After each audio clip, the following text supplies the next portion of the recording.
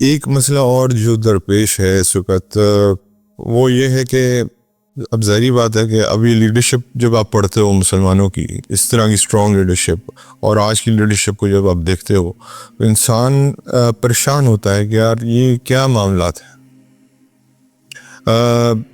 مسلمان ہر جگہ پٹ رہا ہے، ہر جگہ پٹ رہا ہے اور امید کر کے بیٹھا ہے کہ میرے اوپر حکمران عمر بن خطاب جیسا آئے گا، جو کہ نہیں آئے گا. یہ دیوانے کا خواب ہے. حضرت علی رضی اللہ تعالیٰ عنہ سے لوگوں نے جب سوال کیا تھا تو علی نے کہا کہ تم میری رعایا ایسی ہو تبھی حالات یہ ہیں، ہم حضرت عمر کی رعایا میں سے تبھی ہمارے امیر بھی ایسے تھے. آج ہمارے فلسطینی بہن بھائیوں کے خلاف جو خون کی ہولی اور جو سرگرم کی ہوئی ہے، کوئی بولنے کے قابل نہیں ہے، کوئی بولنے کے قابل نہیں ہے. اب یہ ریسنٹلی اب یہ پاکستان انڈیا کا محاذ گرم ہو گیا ہے. اللہ توفیق دے ہمیں اس میں اپنے ڈیفنس کی. یاد رکھیے گا جب شہادت کی باری آتی ہے نا تو مسلمان جس کے اندر بھی ذرا بھر برابر بھی ایمان موجود ہے وہ اس سے ڈرتا نہیں ہے. حضور صلی اللہ علیہ وسلم نے فرمایا کہ جنگ کی خواہش مت کرو، لیکن جنگ مسلط ہو جائے تو پھر صبر کرو اور پھر اڑے رہو دشمن کے آگے. تو منظرنامہ تو جی اب آپ کے سامنے ہے. دنیا کا منظرنامہ ورلڈ وار 3 کی پیش منظر ہے اور نبی کریم صلی اللہ علیہ وسلم نے اس کی پیشن گوئی پہلے کر دی ہوئی ہے. الملحمۃ العظمیٰ یا الملحمۃ الکبریٰ ہو کے رہنی ہے. اللہ کے نبی نے کہہ دیا ہر بات حق اور سچ ہے. تو اب یہ کس طرح ہونی ہے، کس طرح اس ساری چیزوں کے اندر کیا ہونا ہے وہ اللہ کی ذات بہتر جانتی ہے. لیکن مسلم ول یونائٹ، کیونکہ حضور نے فرمایا تھا کہ آخری دور میں پھر خلافت قائم ہوگی. اور یہ جو آپ کے 57 مسلمان ممالک توڑ کے خلافت توڑ کے 57 مسلمان ممالک حوالے کر دیے ہیں، اس کے پیچھے صرف ایک ہی ریزن تھا کہ ہر ملک جو ہے نا وہ اپنی فکر کرے گا. آج جیسے اگر انڈیا ہمارے لیے ایک تھریٹ ہے تو شاید باقی جو مودی صاحب ہیں وہ کہاں سے تشریف لا رہے تھے اپنا ٹرپ شارٹ کر کے؟ سعودی عرب سے. تو اگر یہ خلافہ ہوتی تو کسی کی جرت تھی کہ وہ مسلمان ممالک کو میلی آنکھ سے دیکھ بھی سکتا اور پھر اسی ملک میں بیٹھا بھی ہوتا جو ایک مسلمان ملک ہے؟ یہ بنیے جو ہندو ہیں بیسکلی ناٹ آل، یہ جو آر ایس ایس کی آئیڈیالوجی رکھتے ہیں، جو کٹر ہندو ہیں، یہ چانکیا کی آئیڈیالوجی پہ چلتے ہیں، ان کا صرف ایک ہی مقصد ہے کہ مسلمان سے تو یہ نفرت کرتے ہی کرتے ہیں. میں آئیڈیالوجی کی بات کر رہا ہوں، اور یہ آئیڈیالوجی جو اب بی جے پی کے اندر بھی ہے، آر ایس ایس کے اندر تھی اور یہ آئی کہاں سے؟ اگر آپ چانکیا کے بارے میں پڑھیں گے تو وہ بھی پتہ چل جائے گا وہ کون تھا، اس کی آئیڈیالوجی کیا تھی. تو آج پاکستان کو اپنے ساتھی تلاش کرنے پڑیں گے. آج فلسطینیوں کو اپنے ساتھی تلاش کرنے پہ بھی نہیں مل رہے. آج جارڈن پہ حملہ ہو جائے اس کو اپنے ساتھی تلاش کرنے پڑیں گے. آج ایجپٹ پہ حملہ ہو جائے اس کو اپنے ساتھی تلاش کرنے پڑیں گے. آج سعودی عرب پہ حملہ ہو جائے اس کو پاکستان کی فوج کی ضرورت پڑے گی.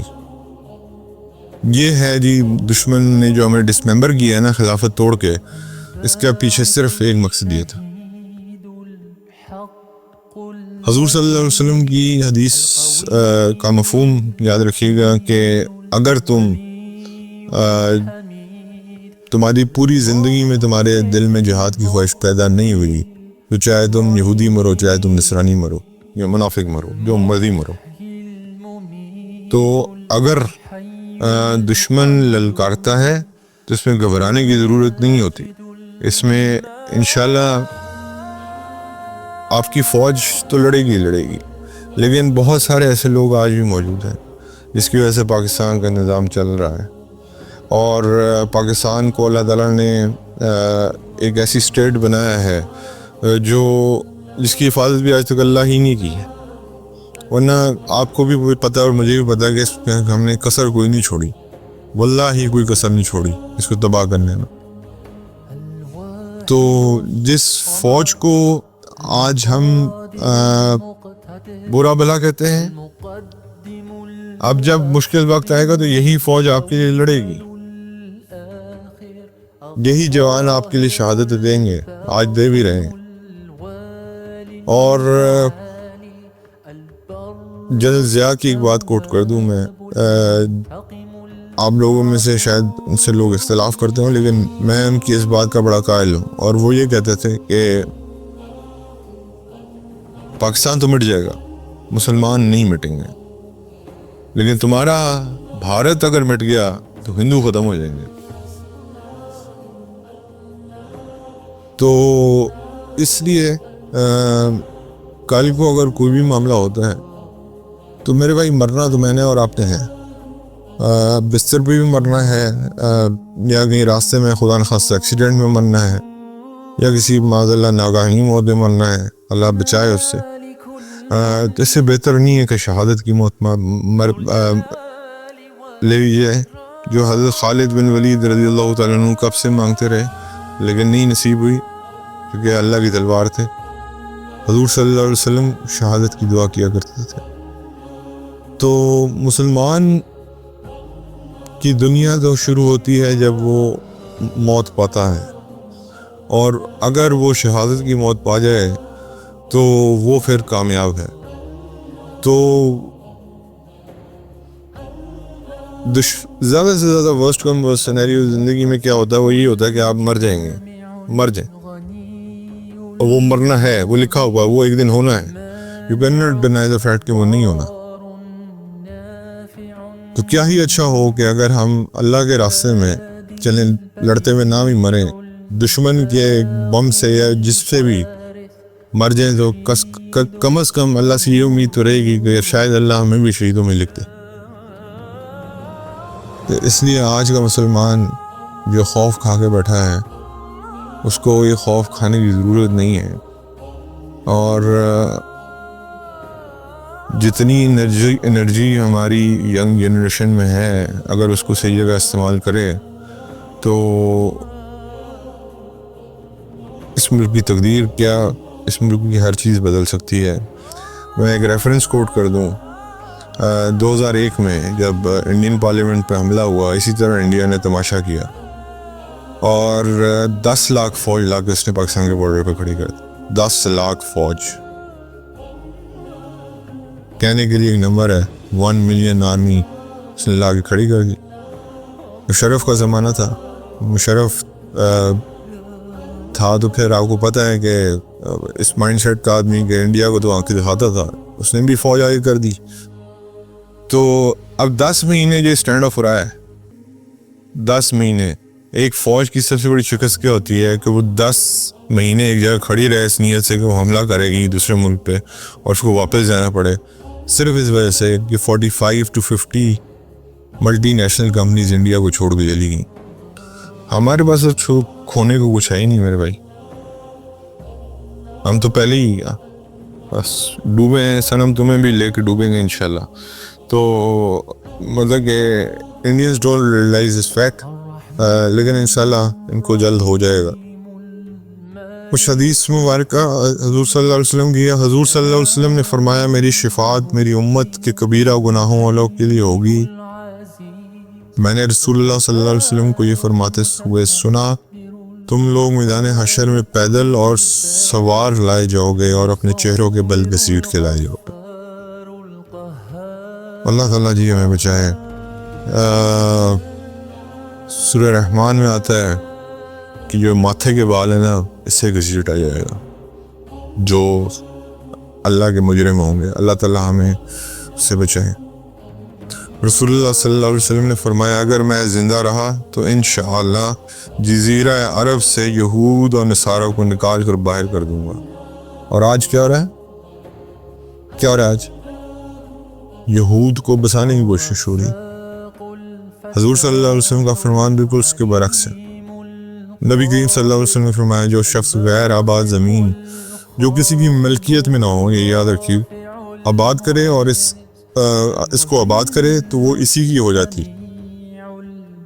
یہ یاد رکھیے گا کہ جو کسی کی ملکیت میں نہ ہو، یہ نہیں کہ کسی کی ملکیت کی زمین کو خود آباد کر کے اور بازیں، اور جو کسی ملکیت میں نہ ہو اس میں اگر آپ کوئی آبادی کرتے ہیں تو وہ پھر آپ ہی کے نام ہو جاتی ہے. اسی طرح ایسے ہی ہوتا ہے کہ ایک مسئلہ چھوٹا سا بتا دوں، اگر آپ کو گرے ہوئے پیسے ملیں لیٹ سے اور آپ نے ہر طرف اعلان کر دیا کہ یہ کسی کے ہیں تو مجھ سے لے لے، کوئی نہیں آتا، تو علماء کہتے ہیں کہ وہ پھر اللہ تعالیٰ نے آپ کو عطا کر دی، وہ آپ کے پاس چلے گئے.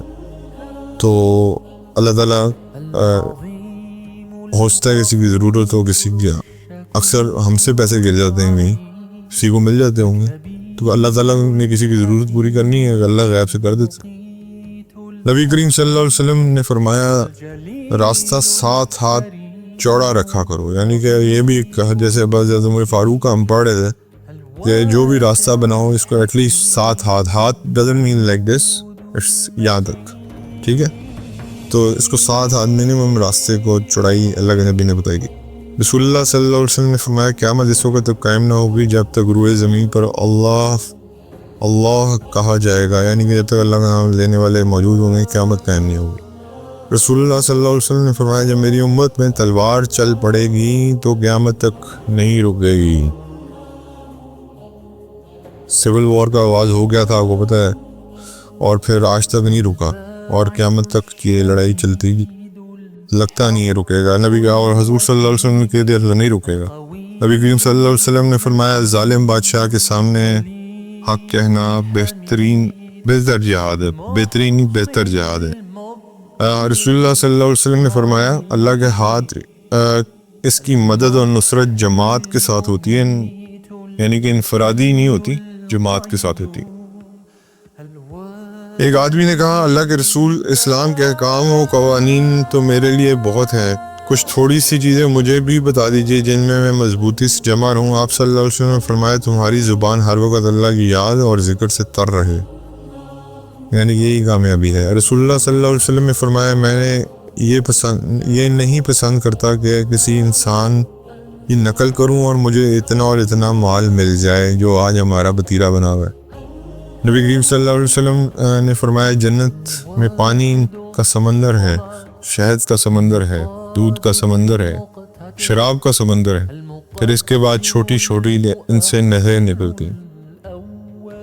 حضور صلی اللہ علیہ وسلم نے فرمایا قیامت کے دن موت کو چتکبرے مینڈے کی طرح لایا جائے گا اور جنت اور جہنم کے درمیان میں کھڑی کر دیا جائے گا اور ذبح کر دیا جائے گا، اور جنتی اور جہنمی دیکھ رہے ہوں گے. سو اگر خوشی سے مرنے والا ہوتا تو جنتی مر جاتا، اور اگر کوئی غم سے مرنے والا ہوتا تو جہنمی مر جاتا، اس لیے موت کو پہلے ہی مار دیا جائے گا. رسول اللہ صلی اللہ علیہ وسلم نے فرمایا جنتی بغیر بال کے امرد اور رسول اللہ صلی اللہ علیہ وسلم نے فرمایا جنتی بغیر بال کے امرد اور سرمگی آنکھوں والے ہوں گے، اور نہ ان کی جوانی ختم ہوگی اور نہ ان کے کپڑے پوسیدہ ہوں گے. رسول اللہ صلی اللہ علیہ وسلم نے فرمایا آج روئے زمین پر جو بھی زندہ ہے 100 سال بعد نہیں رہے گا. رسول اللہ صلی اللہ علیہ وسلم نے فرمایا جو شخص خاموش رہا اسی میں اس نے نجات پائی، یعنی کہ ضرورت کے تحت اگر بولنا بھی ہے تو ضرورت کے تحت بولے ورنہ خاموش رہے. رسول اللہ صلی اللہ علیہ وسلم نے فرمایا کیا تمہیں ایسے لوگوں کی خبر نہ دوں جو جہنم کی آگ پر یا جہنم کی آگ پر ان پر حرام کر دی گئی ہے. جہنم کی آگ ان لوگوں کے قریب رہنے والے، آسانی کرنے والے اور نرم اخلاق کرنے والوں پہ حرام کر دی گئی. نبی کریم صلی اللہ علیہ وسلم نے فرمایا کھانا کھا کر اللہ کا شکر ادا کرنے والا اجر و ثواب میں صبر کرنے والے روزے دار کے برابر ہے. صرف آپ نے دعا پڑھنی ہے، اللہ کا شکر ادا کرنا ہے تو آپ کو روزے کا ہی ثواب مل جائے گا. جی ہم آل محمد صلی اللہ علیہ وسلم ایسے تھے کہ 1 مہینہ چولہا نہیں جلاتے تھے، ہمارا گزر بسر صرف کھجور اور پانی پر ہوتا تھا. یہ اہل بیت کا حال تھا. رسول اللہ صلی اللہ علیہ وسلم نے فرمایا آدمی کی مثال ایسی ہے کہ اس کے پہلو میں 99 آفتیں ہیں اگر وہ آفتوں سے بچ گیا تو بڑھاپے میں گرفتار ہو جائے گا. کتنے جاؤ گے بچ کے؟